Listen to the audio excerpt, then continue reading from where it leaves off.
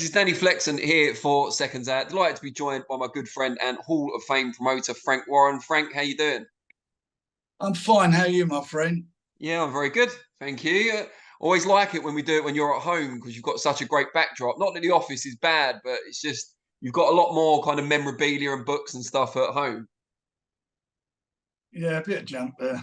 A bit of junk, yeah. Maybe the missus refers to it as that. I don't know, but I'm impressed by it anyway. Now, Frank, before we get on to the big recent news, which I'm sure you've got loads to say about, you've got a show this week, actually, Friday night at York Hall. Just tell us a little bit about that. Yeah, we've got our undefeated Elisoro defending his WBO European title against Luca Di Ortenzi from Italy. So I think it's a good fight. He's never involved in a boring fight, Ellis, and he's looking to move himself up the rankings in the cruiserweight division and fight for a big title in the next sort of 6 to 9 months. So I'm looking forward to seeing him in action because he is exciting to watch. Also got the vacant Commonwealth Silver Featherweight Championship with a Masood Abdullah, who's 8-0, and he's fighting Mark Leach from Salford, who's 18-2-1. So that's a good, cracking little fight. Josh Rankin's on there, Carol Atumia's on there, Carl Fowl, Chris Burke, and Sam King. So it's a really good quality small hall event at York Hall. I was at a press conference earlier this week for Wasserman's show in Brighton. That's a Friday night show as well on TV like yours. And just tell us, if you can, the importance of having these smaller shows running alongside the mega events that you have on TNT. Look, it's about boxer development. And it's about if you keep running big events, and we run a lot of big events, you run big events, and then these guys fight on the undercard. And because of the amount of fights you have on a card, they won't get seen. So they can't develop their career. And what these events do, with a really good quality top of the bill fight that's going to be a decent event, the other guys are getting some exposure and they're hopefully getting people watching them. And if they like them, they continue on their journey with them through the professional ranks. So that's the objective. The objective is to get exposure. That's what we've done from day one. From the very first day I got in boxing many, many years ago, we would do things like Fight Night series, Seconds Out series. I think you owe us some money for that one, didn't you? We've done loads of them. We've done loads of them over here. It's all different formats, but the format basically is the same thing, and that is the development of young talent, bringing them through, and more importantly, giving them exposure. Good stuff. Now, right at the other end of that spectrum, you've got the very, very top of the sport, going for all the gold, lucrative, but also in terms of legacy, it's massive. Fury versus Usyk, undisputed. Finally confirmed. And before we get into the detail of that, how happy, relieved were you that a fight that people have been talking about for so long, you've been talking about with your counterparts for so long, has finally got over the line? Look, I'm delighted it's over the line, and it's down to His Excellency and Doctor and working very hard, and they made it work. So it's on, and Tyson's now got to come through his fight on the 28th, and he's got to. He can't afford to slip up on that fight in any way. He's got to, he can't afford to look bad. He's got to look at his best in that fight. And the fact that Fury and Usyk ultimately walked away from the negotiations earlier this year, does it kind of vindicate that decision? Because now they're getting, presumably, mega money. Well, it half vindicates it because Tyson didn't walk away at any time. We made offers and we never received an offer. So we had no offers to walk away from. And the only people making offers were ourselves. But all these things, it's like I'm a big believer in what goes around comes around. They signed with Skill Sets Challenge. That didn't manage to work out for them. And now they're back and they've done a deal for this fight. And it'll be on during the Riyadh season. And it's a fantastic event. Some great events on besides boxing in the season. And we're opening it up, as I keep on saying, on the 28th of October with Tyson and Ngannou, which I think is going to be a fabulous event. I mean, you've seen some of the PR and the press that's been out in the last few days. I mean, I've never seen anything like it. It's taken it to another level as far as publicity is concerned and the product awareness. And it's going to be, on the night, as I've said, from day one, it's going to be a massive, massive event. And it'll be the biggest event I've been involved with up to yet in my career in boxing. How long after you started working with His Excellency on the Ngannou show that opens Riyadh season did talk turn to them potentially helping to stage Fury Usyk undisputed? Look, I'm not going to get into all that at the moment because it's not appropriate. The fight's been on and it's signed, and they are the catalyst to make it happen, along with Tyson's team. With Spencer and everybody involved. We've all got together. We've all made this work, and and we're all delighted. But as I say, we've got to focus first on this 28th, and we can't let anything get in the way of that because that is the most important event that Tyson's fighting career at the moment. He can't afford to slip up. He can't afford to look bad. He's got to go out and do the business. Is there a rematch clause for the Ngannou fight? A lot of people have asked about that because of the Usyk fight now being signed. Is there a rematch clause? For the Ngannou? I'm not going to go into that, to be quite honest, at the moment. It's totally irrelevant to what's happening on the 28th. Okay. Well, the dates that have been mentioned for the Usyk fight have been December 23rd or sometime in January. Is the fact that it's not a set date down to the Ngannou fight in case Fury gets, I don't know, cut or injured or something like that? Anything can happen in boxing. We know that anything happens, so it's pointless. I mean, all we keep hearing dates from is from is for someone who's got nothing to do with the show, who's constantly talks about it. I don't know what's the matter with the man. Well, we'll talk about him in due course. If we're referring to the same person, I'm pretty sure we are. But yeah, so from your state then, obviously, as we've been hearing from other people, when would you like to see it staged if Fury comes through and Ngannou unscathed? Tyson comes through okay on the 28th, as soon as he's fit and well enough to fight.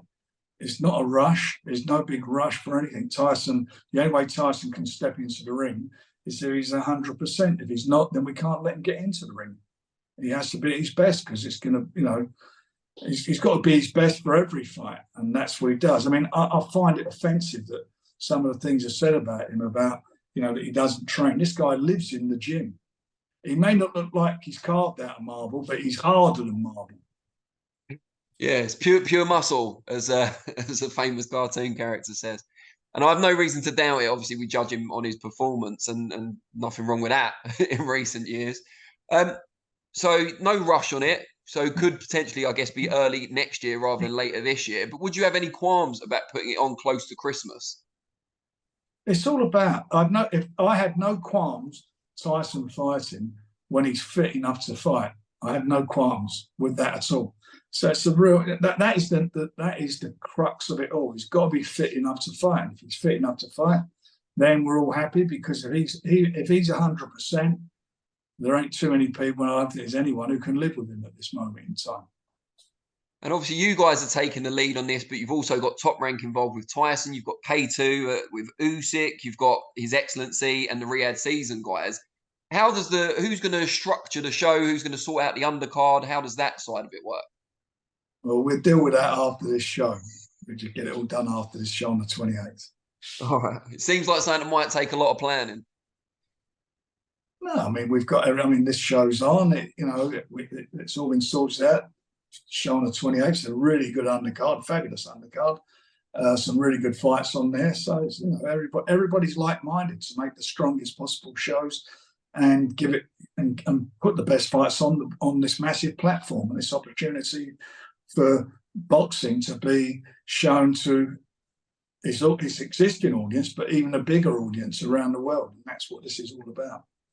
Now, you alluded earlier, presumably, to Eddie Hearn, who has mentioned the Fury-Usyk fight a number of times. I mean, in his partial defence, I'd say he's probably been asked about it a lot because it is going to be the biggest show of the year if it happens this year and biggest show in many years. He seems to be asked about it every 10 minutes. There's about 10 interviews a day about it with the same channel. They must be struggling. Look, I wouldn't want to stop worrying about our business. Our business is our business. His business is his. He's got his hands full at the moment, trying to try and sort something out from the wreckage of AJ's collapsed fight. So let him get on with that. In the meantime, we're doing what we always do, moving forward and making fights and getting involved in massive promotions. That's what we do. In fairness, when we interviewed him last week, we did put it to him that it must be a bit of a blow, this fight being announced when AJ Wilder disintegrated. And he said, in fairness, that it motivated him to make the big fights. So you've motivated Eddie Hearn. Well, if that don't motivate him, I don't know what does now. Now, motivation and delivery is we'll see, because we've had our ups and downs, but we've always been motivated and we've always delivered. Well, a couple of things he did say that I want to put to you because they are directly related to Fury Usyk. One of which was that the fight's been announced, in his view, now rather than in a month or two or whatever, to stop the mandatory obligations of Usyk with Filip Hrgovic and the IBF. What do you say to that? It's been the IBF, as far as I understand, they've approved it, as far as I understand. So, and if you're going for if you're looking to make a unification, which comes under their regulations, you have to go through a process, and that process has gone through, and that's it. Of course it does. I mean, what's the most important fight? What's everyone been driving us all mad for God knows how long we've tried to make?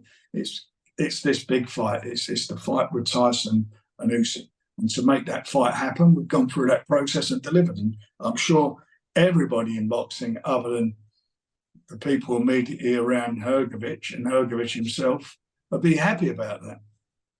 Another thing Hearn said, and this has gained quite a lot of traction, is that I think we already knew they were planning Chris Eubank Jr. against Conor Benn for December the 23rd, one of the dates that's been floated for Fury Usyk.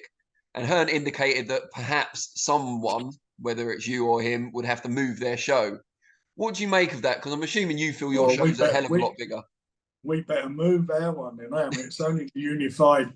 If it happens, it's only the unified heavyweight title with 4 belts on the line. For how many belts is the Conor Benn and? I reckon they'll find somebody. How many belts is it for? And what belts is it for? And do you mean that fight of great interest around the world? Do me a favour. Have I really got to answer that one? Well, I'm guessing, just to be on the record of it, you wouldn't want to move your show for that reason. Listen, we ain't moving. Whenever that fight's on, it ain't being moved for anything, because it's the only fight it's the biggest fight in the world of boxing. It's the biggest fight this century in the heavyweight division. This century. So what do you want me to say? When you put together a fight like this, and as you said, it's the first 4-belt undisputed heavyweight title fight ever, and a fight that people have wanted for years as well. When you put something like that together, is there a bit of satisfaction, especially against your competitors? We've managed to do this. We're the only ones who can do this. No, I mean, look, it's a collective situation of making it happen. But the one who wanted to make it happen was Tyson.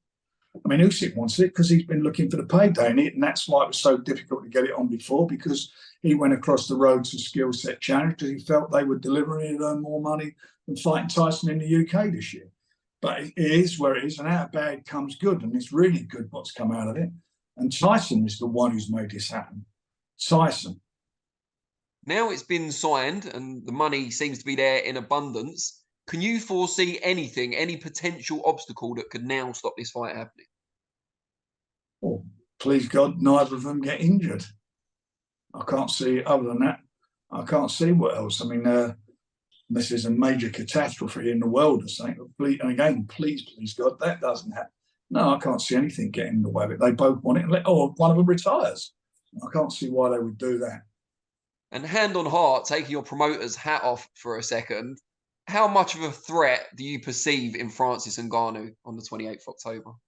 Hand on my heart, if he hits Tyson on the chin, he's going to hurt him. How much faith do you have in him landing on his chin? What fact? Well, I've never seen him in a boxing match. I've seen him so I can't comment on that. I spoke to a couple of people who sparred with him, and they said that he shapes up well and so forth. But they all said that when he lands a shot, you've been hit. And anything can happen. Anything can happen in these type of events. Tyson won't take it lightly. For me, as I've said from the beginning, I can't see him outboxing Tyson. I can't see Tyson, by the way, getting up on his toes and fighting off the back foot, because he's not done that for his last 4 or 5 fights. I see it genuinely being a shootout, because that's how Tyson's been. You only got to see those fights he's had with Deontay Wilder. He's planted his toes and he stood there and he's let bombs go, and he was on the floor a couple of times in his last fight as a result of that. So this fella's dangerous. He's a big lump. I mean, I've seen him in the flesh. I was standing next to him. He's a big guy. In his way, in his way, he fancies the job. He's got nothing to lose and everything to gain. And they're dangerous. That's a dangerous situation. So that's where we are. Do I expect Tyson to win? Yes, I do, because I expect him to beat anybody in a boxing ring. Anybody. Is Usyk likely to be there in attendance? Could we see a face-off between them after the fight if Tyson comes through? I would think he'd like to be there. I mean, I don't know at the moment, but I would think he would like to be there, and I hope he does come along. It'd be great to see him at ringside. I mean, you're going to be amazed at the people who are going to be at the event. It's going to be a star-studded event, and from the boxing world, it's going to be something extra special. Now, you said Fury Usyk, once you've got a date planned, it won't move for anyone. I want to talk to you a little bit about shows that do clash and have clashed. We saw a Matchroom and Boxer show go head-to-head last week. Not huge shows, but still, it made the TV viewer at home have a few choices to make. Your October 28th show, I don't believe, clashes with anything major. Apologies to any promoters out there if I've got that wrong.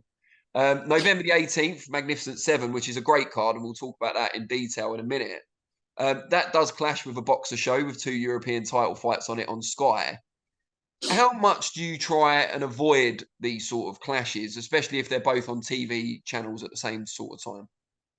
Well, we always try to avoid it, but it's about availability of venues. And I mean, over the years, it's not something new. It's happened, I mean, since I've been in the game. It's not an unusual situation.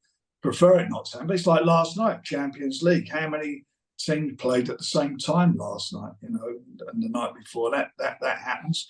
I prefer it not to be happening, but we've got this big show in Manchester, which, as you referred to, on the 18th. We've got 7 title fights on the bill. I mean, that's a very, very strong card. And for me, I'm really pleased and I'm quite proud to be involved with the event. It's going to be a cracking night for boxing fans. I mean, these are the sort of cards like this, all the best young British talent, a couple of the older guys, all the guys, hopefully the stars tomorrow. These are the cards that appeal to the plumbers, the builders, all those people who spend their hard-earned money on fights and want to know what's happening. That's what this is all about. That's what we've put these cards together for. I believe builders are particularly well informed about boxing as well, so we can't wait to have them at the show. I had one working on my house, on the house a little while ago, and he was better informed about boxing than I was. That's for sure. Fair enough. Well, that's no easy feat. Magnificent 7. I was at the first one in 2010, September the 18th. So it's like 13 years and 2 months to the day since that Amazing. one. Nathan Cleverly topped the bill there. What's taking you so long? Why have you waited this long to do a new one? It was a great concept. Well, we've done it. We looked at it a couple of times, and I don't know why we didn't do it again. I think we looked at doing one. We got involved, as you know, with Box Nation, and we were looking to do a couple of that, and for some reason it just didn't happen. And this is really appropriate. They're really well-matched fights, some real good domestic bust-ups, some really good international fights. And it's going to be it will be a great night's boxing. I know I'm promoting it, but I'm telling you, this is going to be a special night's boxing. It's going to be brilliant to watch. Yeah, I mean, on the first one, I remember Enzo Maccarinelli got, I think it was a substitute opponent. He was supposed to fight someone else initially, Frenkel, who came in and starched him, unfortunately. And Matthew Hall came up short against Lucas Konechny, who was actually a really good fighter. Are you worried at all? Like, when you make these 50-50 fights, there's always going to be inherent risk? But there's going to be winners and losers, and you've got to look what happened after that. If a couple of guys get beat, for me, getting beat is how you get beat and how you come back and your desire and what you want and what you learn from a defeat. If life is all about winning, I mean, very few people win all the time in life. I mean, Tyson does it, and there's a few other fighters like him who do it, but invariably you're going to get that loss, and it's how you come back from that loss, how you handle it, how you handle any setback in life. And it can help build your character and turn you into, as far as a boxer, into a better boxer, and how to deal with it and learn, how you got beat. And it's not the end of the world. We've got guys on there. There's a couple of guys like Denzel went and fought for that world title. And, he should have won that. When you look back on that, if he'd have got his tactics right in the first 4 rounds, he would have won that fight. I'm really convinced of that. So he's learned for it, and he's going to, him and Nathan Heaney's a real good fight. It's going to be, the atmosphere is going to be unbelievable on the night. And, with Nathan, this is what he's worked towards, an opportunity to fight for a title, a big title. And that's what he's doing. And it'll be a great fight. And I'm really looking forward to it. So, for me, somebody getting beat is not the end of the world. It's not the end of the world at all. Now, just finally on the subject of shows clashing, there used to be a board of control rule that disallowed TV shows from being too close to each other, like a few weeks it might have been. I think you helped to get that rule thrown out. No, that wasn't the rule. What it was is they had a regulation that there would be no major tournaments, as they call them, or major shows within the space of 14 days apart. So back then, the cartel, they used to promote at the Albert Hall and Wembley. So in 1 month, if they promoted the 2 shows 14 days apart, you couldn't get a look in, and you couldn't get any venues back then. You couldn't book a venue. I wound up putting fights on in hotel ballrooms, circus tents, because there was nothing. There was, there was no O2s, there was no London arenas, there was, none of that. And most of the cities didn't have venues. Like Birmingham never had a big venue. Manchester didn't have one. Newcastle, all over the place, they didn't have venues. And so I had to get over that to be able to put on my shows. Otherwise, I would have been a small hall promoter. That's what I've been doing. And that's what we had to do. And regarding the TV, they did not allow live television. There was no live TV. Boxing used to take place, say, at the Albert Hall or Wembley Arena on a Tuesday night. The next night they would show it, the rerun on Sports Night on BBC, and the highlights on Grandstand on Saturday. All you youngsters probably think, what's that silly old bastard on about? But that's how it used to work.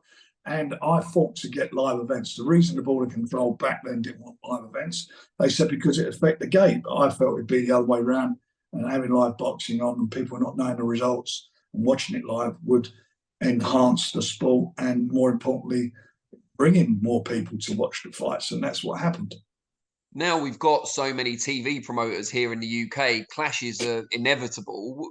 Even though that's a sign that boxing's booming, would you like to see maybe 1 or 2 fewer TV promoters to avoid these clashes? No, I think the more the merrier. It keeps everybody on their toes. As I said on numerous occasions, when I started out, there was only one TV promoter, and there was only one TV channel that showed domestic boxing. That was BBC. ITV only used to show fights from abroad that took place in Vegas, for example, on a Saturday night. They would show them on the Monday. Yeah. So that was what's happening. I managed to get them involved and brought them into, into boxing, and that created competition, which was brilliant for the sport. It was great for the boxers because it obviously drove their purses up. I guess staggering with the competition, the different fights on the show is not really an option when you've got 7 title fights. No, well, look, that's good. We're just going to go. I'm looking at it now. You've got Nick Ball and Isaac Dogboe. That's a cracker. Final eliminator for the world title. Nick's done everything that's been asked of him up to yet. He's 18-0. He's an exciting fighter. And you know that Isaac comes to fight. He's been there. He's done it. He's a former WBO world champion. So this is the most experienced opponent that Nick's fought. And it's going to say a lot about Nick. So he's got to be top of the game. Paul Stevenson, his manager and trainer, said he's really looking well in the gym, and I'm looking forward to seeing action. But there's some cracking fights on there. We've got Hannah Rankin. She's fight for the IBO World Super Featherweight title against Emma Kozin. So that's a cracking fight. Women. Who'd have thought I'd be talking about women's boxing after we was talking about all these years? But that's a cracker of fight. She's lovely. I like her. She's a nice person.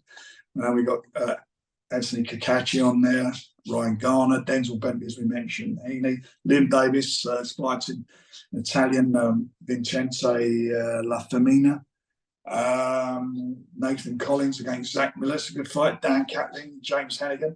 They're cracking fights. They're turned into box rec, Frank. What, mate? You've got the whole show there. You've turned into box rec. That's my part-time job. Yeah, I bet it is. Just before we move on, I forgot to ask when we were talking about Fury Usyk. What's the current status with Daniel Dubois and the appeal to the WBA? We haven't had anything back from them yet. Not had a thing back from them yet. So we're waiting for them to come back to us. We'll be pushing them and we'll go from there. What happens if they order an immediate rematch? We'll get over it. Any plan how to get over it, though? Would you want him to step aside? I've got a plan. I've always got a plan. You going to share it? Nope. Fair enough. It's a top secret plan. All right. Well, let's go on to people you will share your plans with, and that is Boxwise, whose advisory board you've joined. It was announced today, doing some great things, trying to use boxing as a force for societal change, especially in light of the recent spate of knife crimes in London. Just tell us how you were approached and why you decided to work with Boxwise. Nick Morn, whose foundation funds this, was introduced to me by a mutual friend, Andy Colson, and we had a meeting, and he was telling me all about Boxwise and what it does, showing me a lot of video, I've seen a lot of paperwork, and I just loved the idea. And it was literally, we had the meeting before that poor young girl got killed in London, in Croydon, and it's, you know, that sort of brings it home a bit more. And you know, I know about knife crime because when I was young, I was involved in knife crime. And when I was a kid, where I come from, you know, I can speak from experience of it. So I know how easy it is. And what I find nowadays is so depressing about it is it's the younger kids who are doing it. I mean, this stuff is happening when kids are, you know, they're in their sort of just about in their teens, 12, 13, carrying these massive big knives and so forth. And this foundation, Nick Moon's foundation, what they put together, they've opened, it's 42 venues across the UK. It's a course, a 10-week course where people who have been involved in knife crime get involved, and they raise awareness of the potential, you know, obviously the problems that it causes, the grief and the hurt it causes family, the devastation it causes, you know, to everybody who's involved in it. And it's very much boxing based as well, isn't it? So it's a way of getting them to channel their excess energy. You know, there's not a lot going on for kids at the moment. Seems to be a common theme. I know it sounds crazy. When I was a kid, I was talking about it to a pal of mine the other day. We were talking about when we were kids, and we would go to things like youth clubs and whatever. There aren't any youth clubs. So you might think youth club, what a load of boring stuff. But you used to go there because it had a snooker table or a pool table. It had, you know, you'd watch the television, the football, all sorts of things. But you're there, all your pals, you're all meeting up, listening to a bit of music, having a bit of fun and so forth. And it's better than what's been going on the streets. And from a very early age, these young kids are on the street because they've got sod else to do. They're in, you know, they close so many clubs down over the country, and this gives the people an opportunity to, you know, to try and deal with this and go on a program and get involved through boxing. You know, you look at boxing gyms, amateur gyms throughout the country. You haven't got to be a boxer to go to the gym. To go to the gym, to be part of the community, to meet other people from different ethnic backgrounds, mix, see how people behave, learn some discipline, learn all these various things. That can only be good for you to get some structure in a young life. But the unfortunate thing is, and it's a fact of life, is knife crime is now, it's an epidemic. It's so bad, you know, the amount of stabbings there are, a lot of them don't even hit the newspapers anymore because there's just so much of it. So Nick's done a fabulous thing. You know, he's put a lot of money into this, a lot of his time into this, and I'm sort of quite privileged and pleased to be involved with it. And I hope that over the next, and these are free programs by the way, you know, the kids just go on and get stuck in it. So if you're a parent, you've got one of your kids you're worried about because of something like this, or he's got an eye, this is somewhere you could send him, maybe, that he can get, you know, develop some interest in it, and it's sending him on a different path. But it is, you know, it's something there to help. You have to do something because there's nothing happening. There's a lot of talk going on, but there's not a lot happening. There's not a lot of action. You talked about your own life experience there. Were you a victim of knife crime yourself?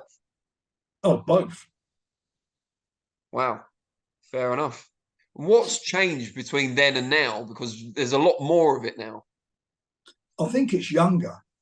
I think the kids who do it. It starts off at a much younger age, and it's so easy for them to get these knives. I mean, when you look at these things, they can what do you call them, zombie blades, and all these different. I mean, it's just why would anyone even what why do people manufacture these? What for? I mean, it's just when you look at it. I mean, it's just awful. It's dreadful, and they should be banned. I mean, it's no two ways about it. They should ban this completely. Why do they allow them to be sold in shops? Why would anybody in the UK go and buy one of those? What would you want it for?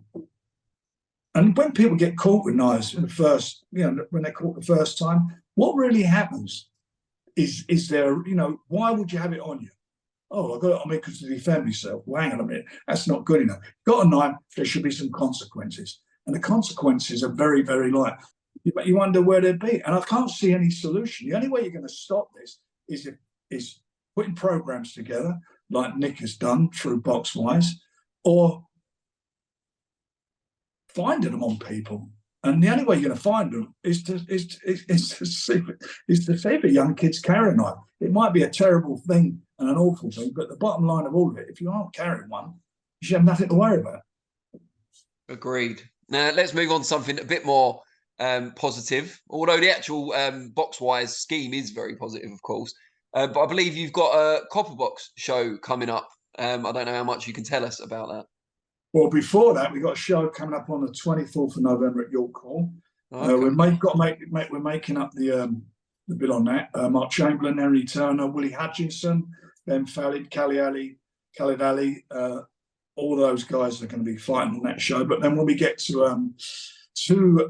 our December show, I can't tell you a lot about it because we're putting it together still. But the one fighter I'll tell you who is on there, is going to be on there, is Hamza Shiraz. So we'll be having a press conference for that next week, and you're going to like the fight that's been made. It's a cracking fight.